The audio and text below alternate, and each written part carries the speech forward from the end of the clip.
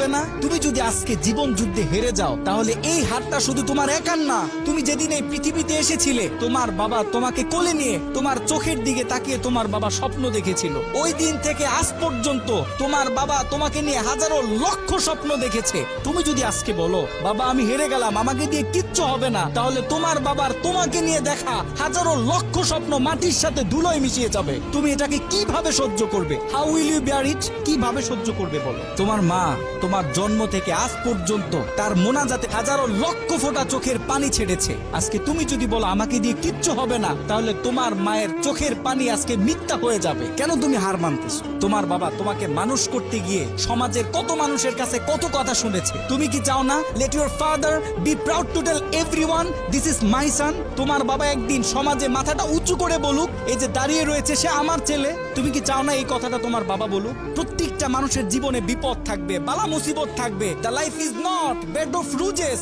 এই পৃথিবীটা ফুল বিছানো কোনো বিছানা নয়। এখানে প্রত্যেকটা মানুষকে সংগ্রাম করতে হয়, লড়াই করতে হয়, বারবার পড়ে যাওয়ার পরেও আবার দাঁড়াইতে হয়। জীবন যুদ্ধে হার মানলে চলে না। তুমি যখন বেশি বিপদে পড়ে যাবে, তোমার চতুর্দিক যখন অন্ধকার হয়ে যাবে, তোমার জন্য সব দরজা যখন বন্ধ হয়ে যাবে, তুমি যখন ডিপ্রেশনে পড়ে যাবে, জাস্ট ক্লোজ ইওর আইস, চোখটাকে বন্ধ করো, টেক এ ডিপ ব্রিথ, গভীর একটা শ্বাস নাও, এন্ড রিমেম্বার ইওর প্যারেন্টস।